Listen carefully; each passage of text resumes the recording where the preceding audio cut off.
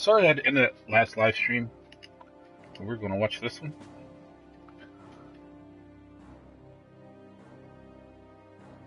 Less than 3 minutes left to the reveal. I think it's pretty cool, you know. Sledgehammer is going to be doing this one. Most of you already know all these things that I might be saying. But this is boots on the ground. It's going to be cool. Who knows what's going to happen here. I had heard that there was people saying that there won't be that many weapons because it's World War II, but the truth is, there was tons of weapons, man. There was 53 nations that went up against the Axis powers. The Allied nations of 53 to take down Germany during World War II. It's crazy.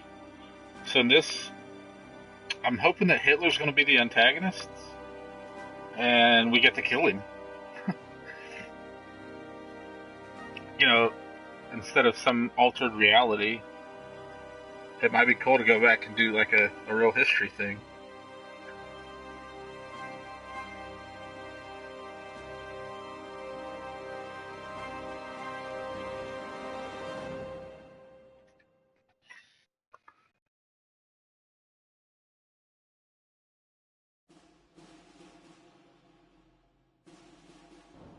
Some of you might not know this, but I'll try to give the best little history lessons I can. Hopefully I don't screw up too bad. But Germany, after World War I, they were forced to pay reparations, and we left it up to France. Even though we came in and got France out of the mess they were in, we left it up to them because it was initially between those two countries. So the French, man, they really put the cost of reparations on the Germans. I mean, they couldn't do anything. They had to pay out all their money. They couldn't have a military, and there's a lot of anti-Semitism going on. They were blaming the Jews. A lot of that stuff was happening early on, and the Nazi Party, National Socialist Party, wasn't that big of a party, but it kept growing and growing and kept getting seats in their government. And then finally, they started rising to power. And then on the night of the Long Knives, that's when they took over absolute power. Actually, it's when they took over most of the power. And then they had the bombing, or the fire bombing of their own government building. That is where... Peggy 18. Okay, hold on. I'm going to shut up now. I want to watch this.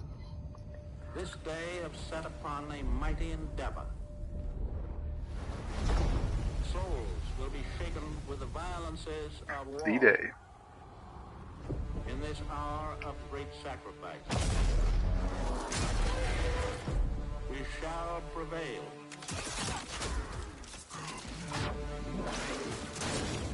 Get your head down and keep moving!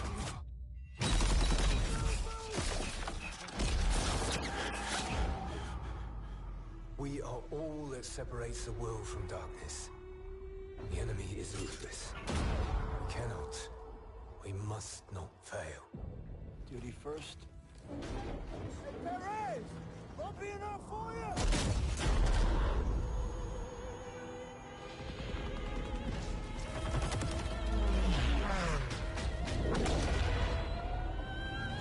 The big red one.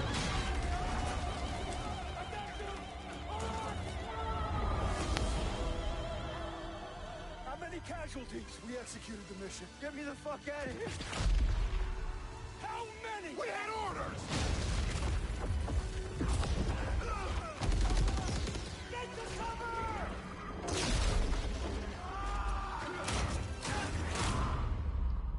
Lieutenant, tell them what we're all about. No mission too difficult. No sacrifice too great. Welcome to the Bloody First. You're a long way from Texas, farm boy. Nice.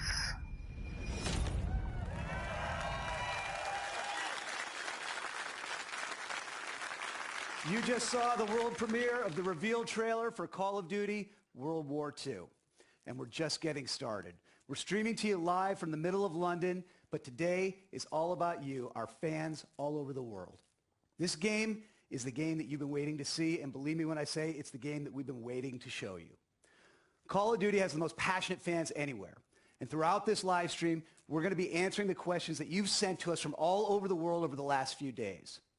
When we greenlit this game 3 years ago now, we knew it was time for us to go back to our roots, back to the gritty, authentic, visceral military experience that Call of Duty was built on. This game delivers all that, and it also strives to capture the intense bonds of brotherhood that came from common everyday people who rose above the most epic and horrible conflict in human history. And with Sledgehammer Games at the helm, we knew we had the right team to deliver the cinematic scale and the relentless attention to detail that this conflict deserves and demands. Their passion and creativity has been inspiring to me from day one. Call of Duty World War II does more than just go back to boots on the ground. It also delivers a gripping, immersive story and a darker, reverent tone, which captures both the epic scale and the human struggle of this incredible conflict. Like so many people all over the world, many of us, myself included, have a personal connection to this conflict through family members who fought in this war. This story belongs to the entire world. This game truly recaptures that first Call of Duty value that no one fights alone. Call of Duty World War II also features a multiplayer game that brings back the intense, visceral, boots-on-the-ground gameplay our fans love, along with some great new innovations that push the game forward. And if you can't wait until November to play it, well, good news. You don't have to.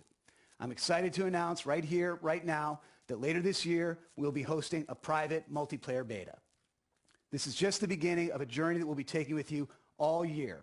You're going to be hearing more from us more often with more information than ever as we reveal all the details we've got in store for you with Call of Duty World War II. And that starts right now. We've got a great lineup here today, ready to answer the questions that you've sent to us. In a few minutes, I'll be bringing up Michael and Glenn from the studio, as well as a few members of our cast.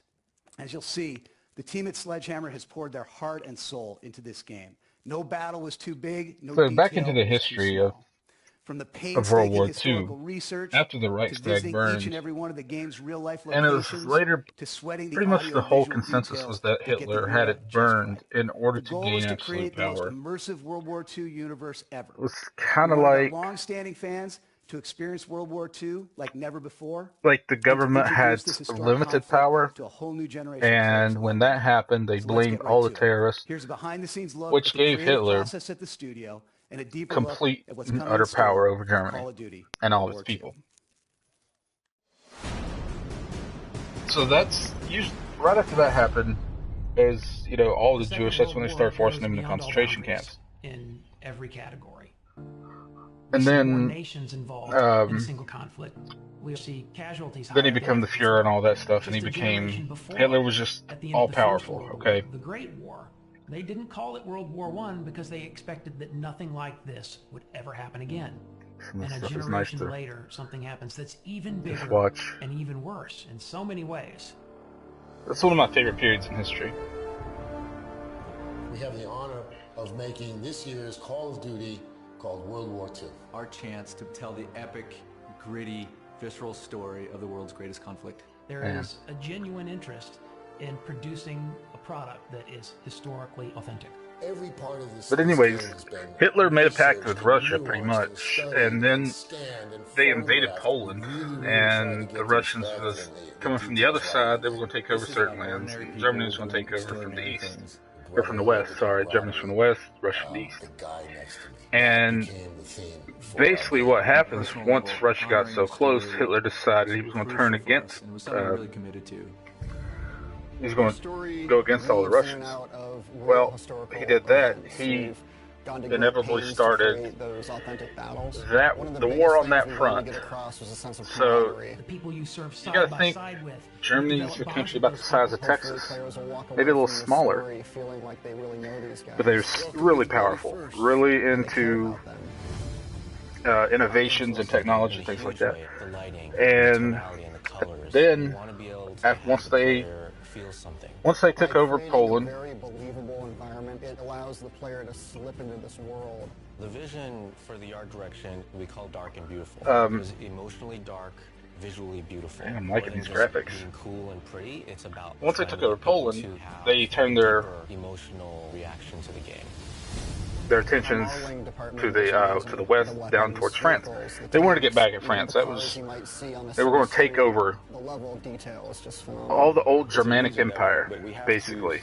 And he's using the swastika, lots of lore going into it and what they were doing. Mythology, things like that. He's supposed to be the chosen. A lot of people think he was the Antichrist. I don't know about that. He did have absolute power, man. It's crazy how much power this guy had. We had a real opportunity here to do a level of authenticity. So Hitler takes over France pretty quickly. True to the soldiers who fought in that war. We had this great And then, with Marty Morgan, our military advisor. Once the English try to help France out, and the Germans, they just pushed them out. They pushed what was that guy's name? This is a story that's the French general. This is a whole new generation who might not have a lot of experience with in this time period. Gosh, I think this is a great opportunity. So much that I forgot about this. That and feel that. We've made something pretty incredible, and I'm very proud of it. It's perhaps the greatest compliment I've been paid in my career to work on this project. This is the most powerful game I've ever worked on. It's very personal. But pretty much, Germans forced the English and the French out of France. Then they start heading down south towards Africa, and you have to think of that swath of land that they're taking over. It's massive. So they've got a front really opened up on the east, the west, and the south. So during D-Day, when they're trying to figure out where to attack them, if it was any Call of Duty game, but the fact that Call of Duty is going back to its roots. I mean, they figure out these beaches that are Omaha Gold, all those beaches near Dunkirk. And at the same time, they're pushing up from Africa. They're facing Rommel in Africa. We end up taking over that. Rommel goes back to Germany. We're here right now. How excited are you guys right now? Dude, after and it really takes 53 nations. This is an incredible moment. So, and thanks. I mean, everybody from America, North America, South America. There were some countries in South America that didn't get into it, but there was a lot that did. But basically, it was us against Germany, Italy, Japan. Those were really the axis of evil, those three countries. Yeah, you know, Italy wasn't that strong. We rolled over them fairly quickly. Incredibly important to us. Many of us have family members that have been touched by the war, Germany was so damn strong. Every detail is our way of and their biggest screw up was going into Russia. That was just their biggest screw up period. Was opening that front so far into Russia during the winter, Siberian winter. They lost hundreds and hundreds of thousands of soldiers just due to the cold. The soldiers of World War II. And in addition to Normandy, we they couldn't get any help. The routes of the 1st Infantry Division and other Allied units, from the English Channel to the hedgerows of northern France, through Luxembourg and Belgium and past the old city of Aachen, frankly, all the way to the Rhine. And it was great. We dug deep into the historical battle locations where the Rhine is the river. Fought and sacrificed. Germany, that you talk about history, you way talk to get about across. Accuracy. Am I right in thinking you had a historian working on this? In fact, we saw him, didn't we? In that mini doc. Yeah, we certainly did. Marty Morgan, amazing. He's renowned World War II historian and author. He's been a huge part of the team. He's worked with us for the last 2 years, and he's frankly devoted his life to capturing the stories of soldiers on the front line. And so with him as a cornerstone of our research and a tremendous sort of asset to the team, he's really helped us capture the essence of war for fans. Now, we only learned about this a couple of days ago. You'll have been sitting on this, I think Glenn said, for 2.5 years. Since the reveal, how are you feeling right now? What have those days been like? Oh, my goodness. It has been really amazing. Unbelievable, frankly. And, yeah, the reaction's been really positive and warming, and really to all the hardworking developers at Sledgehammer Games back home and to everybody at Activision, it's really been great. And for Glenn and I, it's really humbling to have, the opportunity to tell this incredible story of heroism, to honor the men and women who've sacrificed to bring around victory, and what really is history's greatest conflict. Jamie, this is going to be crazy, man. The team really back in Foster City is watching the stream right now, and a shout out To all of you, and thanks for your hard work. Because I'm guessing it has been 2.5 years of hard work. Yeah. Really hard work. Now, we've got tons to discuss, more questions that are coming in from you. You can get in touch with us on our social channels. And if they say that no man fights alone, no man presents alone either, because alongside me is a YouTuber. I call him the Crown Prince of Zombies. That is Mr. Dalek JD, who I know is super hyped right now. That is correct, OJ, and I mean, that introduction was beautiful, and I'm just so happy to be here, and he's exactly right. Since Friday, we've been taking in your questions about the game via Twitter, and the response has just been phenomenal, and there is still time to get your questions in if you haven't already. All you'll need to do is make sure that you tweet at Call of Duty, making sure you use that hashtag COD World War II. Now, we already have some tweets to kick off the show. We have at Cal's Tweetings, who says, "I'm so excited, I can't believe it. COD is going back to its roots." See, there you go. That's what a lot of tweets are saying, that Call of Duty going back to its roots. But this is all about gameplay as well. How does it, going back to its root, translate to gameplay? Yeah, Call of Duty World War II returns to that grounded, fast action gameplay that the franchise was built on. And for us, the core Call of Duty experience, like the conflict of World War II, really puts an emphasis now on rewarding gun skill and strategy. And with an all-new boots-on-the-ground experience that immerses players in the intense combat of World War II like never before, we're bringing some great new innovations too, you know, things that were designed to elevate the player experience, things we want to touch about, but we're going to save for a little bit later in the show. We are indeed saving it. I'm really interested in how they're going to implement new mechanics and things like that into this game. I'm extremely excited by the fact that it's been nearly 10 years since Call of Duty has been in the World War II era, and I mean, that in itself is just extremely exciting. And judging by you guys over on Twitter, it seems I'm not the only one. Loads of fans are expressing their excitement around the fact of us being able to experience World War II era weaponry. Fans like Games412412 who tweets in saying, "What kind of weapons will we be seeing in Call of Duty World War II?" Well, the team worked to bring a wide variety of weapons, you know, from both the Allied and Axis forces to life. And for us, authenticity was key. So from the iconic ping of the empty M1 Garand to the power of the first assault rifle, the STG-44, these guns have a real weight to them that is really visceral. And it really, you have the M1 Carbine, M1 Garand, playing Call of Duty with the fidelity, the Thompson now, submachine gun. What's only possible in the latest generation of gaming hardware. And if you played things like Advanced Warfare, you remember the ASM-1 speakeasy. More than the belt-fed MG42, it's basically a Thompson submachine gun. Terrifyingly powerful weapon. Yeah, and the MG42, I knew that was coming. Rifles of World War II and the singular damage that they could inflict in combat, like the M1903. The MG was pretty heavy, though. Scopes or I can remember, most of those were belt-fed. Frankly, pretty precise. And of course, Glenn here with his 45 caliber grease gun, running around and grease gun in the infield. Let's not start. That just scratches the surface, frankly. The king of spray and pray, eh? So, Glenn, what did you enjoy most then about making a World War II game with the current hardware? Yeah, good question. You know, I really love the detail we can bring to the game nowadays. The way the soldiers walked and talked, the music of the era, the different locations we researched as the big set pieces for iconic battles. In Normandy specifically, it's the emotions created by combining elements like the sound of the 50 caliber rounds hitting the front of the boat. Modus is what he's talking about. Crashing into the shore and taking cover behind the hedgehogs. In each case, we're targeting the most realistic gaming experience possible. And that's what it's about, isn't it? That realistic experience, that visceral sound that goes on as well. Dalek, what else is the community wanting to know? Well, Borg, we have a tweet in from It's Enigma for the Win, who wants to know what locations are we going to be fighting? The 50 BMG Browning machine gun, 50 caliber, was nasty. Primarily between 1944 nasty piece of weaponry. Still used today, basically. Variations of it. Will storm the beaches of Normandy on D-Day, fight through the Hurtgen Forest, the 50 caliber and the sniper engage rifles. in urban combat through I mean, France they can shoot for Belgium, miles. And ultimately push towards Germany. Yeah, that's right. And we want to showcase how ordinary men and women came together to accomplish the extraordinary. And while the story follows the 1st Infantry Division, we also fold in a story of diverse and global cast of characters like Major Crowley from the SOE. Now he's a UK intel officer who earns recognition for his heroism earlier in the war. He helps plan the Normandy landings and then coordinates with the French resistance activities.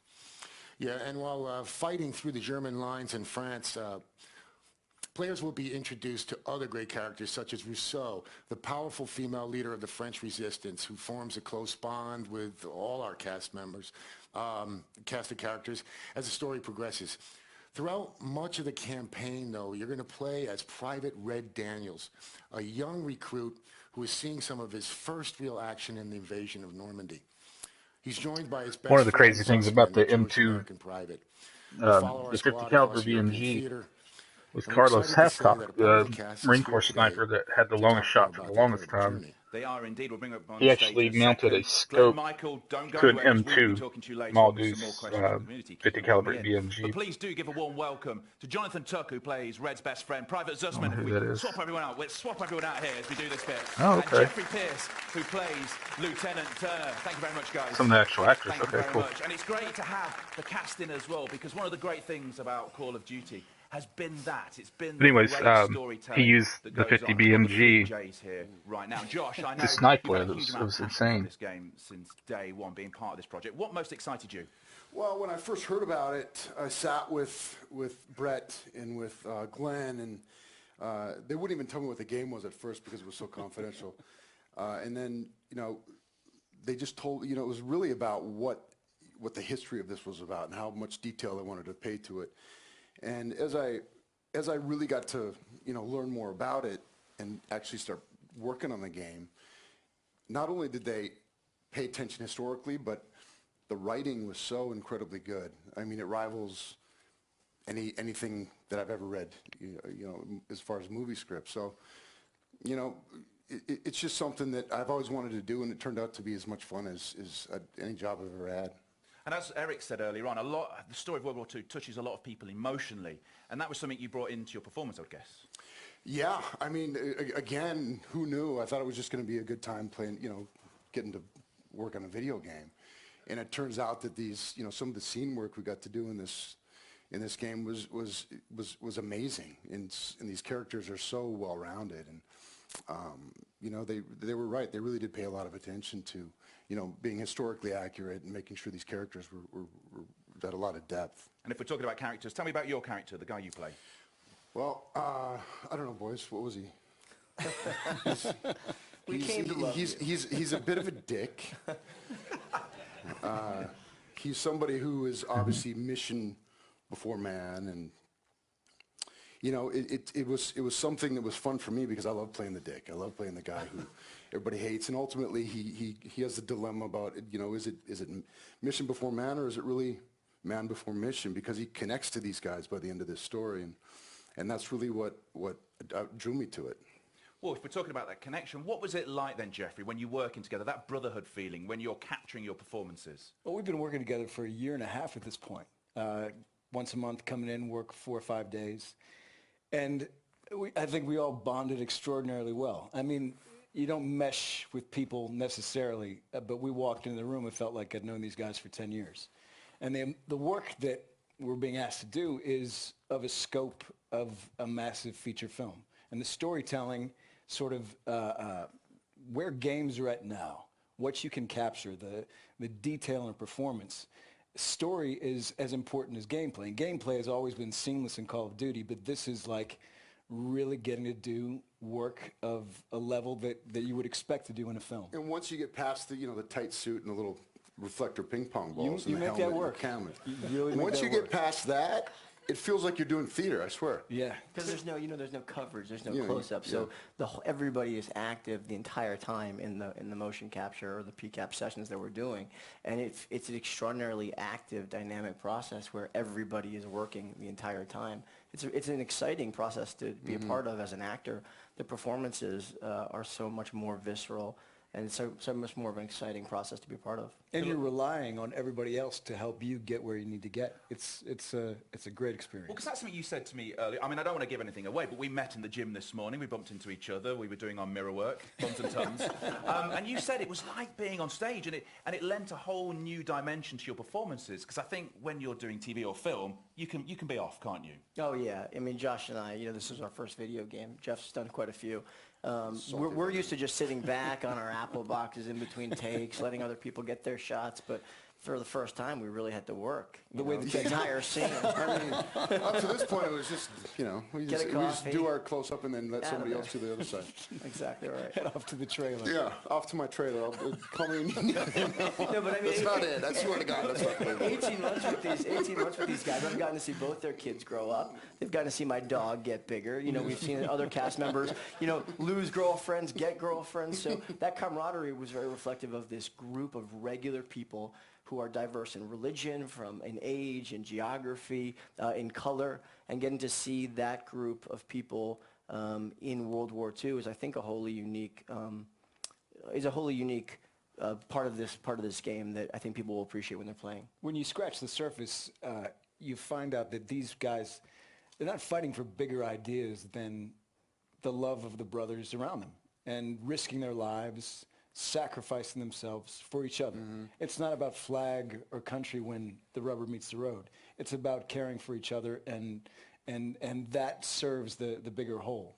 But the connection between the men and the women on the front lines is as powerful a bond as you could see anywhere. Yeah, and one thing that I think is also really cool about this is that not only is it a kick-ass game, but because they spent so much time making this historically accurate, it's going to expose the whole World War II story to a whole new generation. Mm-hmm. And that's really, I'm really honored to be a part of this game for that reason. And the fact that I get just to be in a video game, but the fact that it's, it is a visceral sort of thing, and I think that, anybody who isn't familiar with World War II is going to get a real feel for what it might have been like. Because lots of people are writing articles about that at the moment, saying that this is how we get our history now. It's through this, and there's almost more empathy when you're fighting through an interactive character. Well, there's 20 years since Saving Private Ryan. It's 10 years since Call of Duty had a World War II game. This is a whole new generation, and to speak to the pride that we've all felt making this game, it has been a true privilege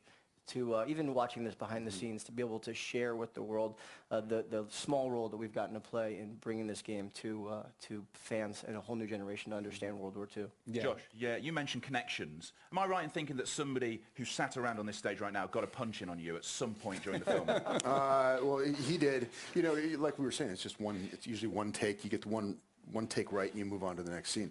Well, he kept screwing it up and taking another. Can I get one more? We had to get it right. I just need one more. Very important to get it right.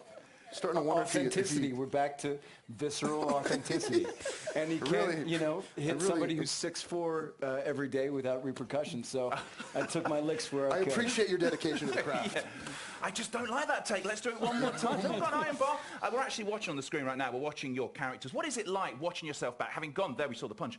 What is it like watching yourself back in a game at this point? Because obviously you've done TV, you've done films, but watching yourself in the game. Well, it takes a while to adjust to this tight, suit that you're wearing. It's all colorful with these balls and the whole thing. Who looked the best? Who looked the best in the suit? Jonathan, for sure. He's been doing a lot of squats. Heavy deadlifting. Heavy deadlifting makes the suit look nice. Once you get past that, and once you start to see some of the results and some of the stuff that the guys are working on in Foster City and all over the world, I think. I'm not sure where everybody's at, but again, thank you guys for all the work. But once you start to see what you're actually going to look like, it frees you up to really go for it, because you're not just in some silly suit. This is World War II, and this is some serious stuff. Yeah. And so it gives you a whole new freedom that you wouldn't otherwise have. You get to see, you can imagine your breath when when we're doing some of these winter scenes. You can squint at a fake sun and the volume, and those guys who have created this game build that in for you. So that freedom he's talking about, it's so exciting to explore. And I think it sets it up for what Call of Duty is, which is great storytelling. But please put hands together for our cast who've come down here today. The 3 Js. Thank you so much. And all we're talking about there is the campaign. That's just all we're talking about there. Now, Dolly, I would guess you're still excited right now. I mean, I think I'm just in a state of excitement. I can't really get out. I think he's going to reveal awesome, that there's going to be zombies. Very insightful to hear from the cast. Now, don't worry, we still have a lot of reactions and general tweets from the community to deliver to Glenn and Michael. We've got just a handful right here. We have Rob Stang, who says, I hope Michael Condrey and Glenn Schofield give us at least a little tease of multiplayer during the real. Smiley face. Yeah. And at Woodworth Noah, and this is in all caps, by the way, this is going to be amazing. Loads of exclamation marks. Thank you, thank you, thank you. Now, as I look through all the tweets, there is an enormous amount of questions revolving around multiplayer. Guys, what can you tell us about multiplayer today? So there you go, the community has spoken. That's what lots of people are excited about. Michael, what can you tell us about multiplayer? Oh, my goodness. We have so much to share. Now, we can't show you a lot today, a lot of big stuff coming at E3, but first and foremost, we're talking boots on the ground combat. And, you know, that well-balanced Call of Duty run-and-gun action in a brutal and visceral head-to-head conflict of World War II. So from maps to movement to weapons to melee, you know, our goal was to give players an all-new boots-on-the-ground experience for World War II. And then a bunch of new stuff, right? We've got War, an asymmetrical Allied versus Axis mode where factions fight to capture or defend critical objectives. Now, this mode changes map design, strategy, teamwork, and we're really excited about its potential. We're also excited about Divisions. Divisions is a fundamentally new way to approach a Call of Duty multiplayer career, and it adds to the player immersion by allowing players to enlist in a specific unit of their choice. And finally, we have Headquarters. This is something special, everybody, at Sledgehammer Games, and it's the first of a kind for the Call of Duty community. It's really a living space where fans can connect, be rewarded, compete, show off, and have fun outside of matches. It's a transformation of how the community comes together, and we really want you to see it to understand it. So just a tiny peek here. Let's take a look.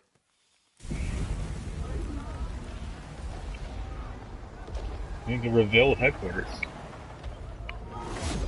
Oh, okay. That was a tiny peek. That was a little tinier than I expected, OJ.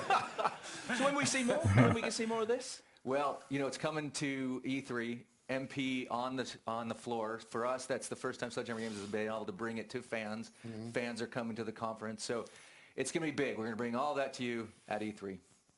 That is going to be excellent. Hey, guys, hey, guys, hey, guys. I'm sorry to interrupt. I mean, multiplayer sounds sensational, but after reading other people's questions, I want to ask one of my own. Now, I know that there may or may not be some sort of co-op mode within World War II. Now, I am quite a big Zombies fan, and there is a lot of people watching around the world that are also in the same boat as me. So we're all asking right here, right now, what can you tell us about this co-op mode? Absolutely nothing. No, sorry. Yeah, you know, our third mode is it's an entirely new story, and it's a pretty horrifying experience, sort of like your office. You know, for Michael and I, it's our first horror game in years, and we're really, really psyched about it. It's the story of the Third Reich's desperate attempt to create an army in the final stages of the war. We can't wait to share more. In fact, should we show a little something? Just a little tiny little peek. Whoa! Oh boy! It's Dalek before makeup. Yes. Oh, thank you very much.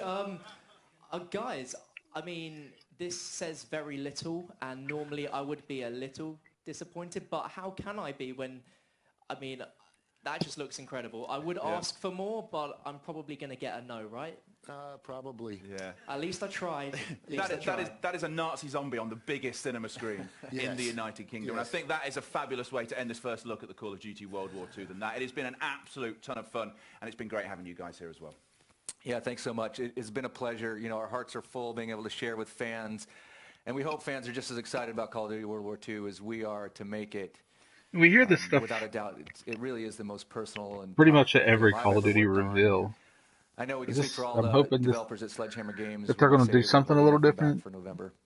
Yeah, and you know, our thanks again for the support. This game is for you, and I'm sure Michael would agree. We've talked about this before, that this is the best game we've ever made. The best game. The best game. Yes. There you go. So thank you very much to Glenn and to Michael from Sledgehammer Games. It very well could be. Such a wait till November the 3rd, it really is. So stick it in your iCal, tattoo it to the inside of your eyelids. November the 3rd, that is when this new Call of Duty, going back to its root, is coming out. World War II with this game. Thank you so much for joining us. Keep in touch via the social channels. How should we leave it? The way we came in. Let's have another look at that trailer. This day is set upon a mighty endeavor. Souls will be shaken with the violences of war. in this hour of great sacrifice. We shall prevail.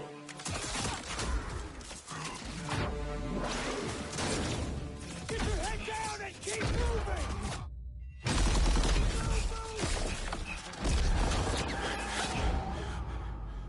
We are all that separates the world from darkness.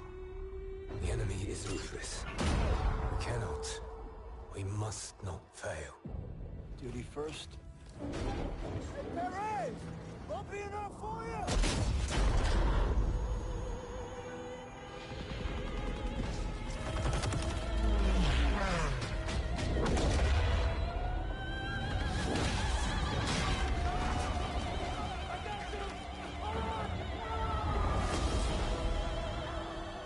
How many casualties? We executed the mission. Get me the fuck out of here. How many? We had orders! Get to cover!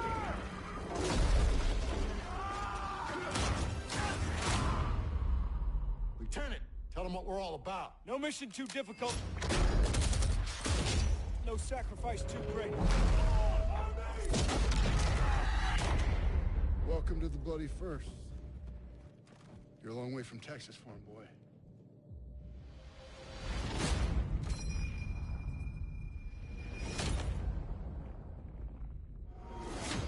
Pre-order now and get access to the private beta.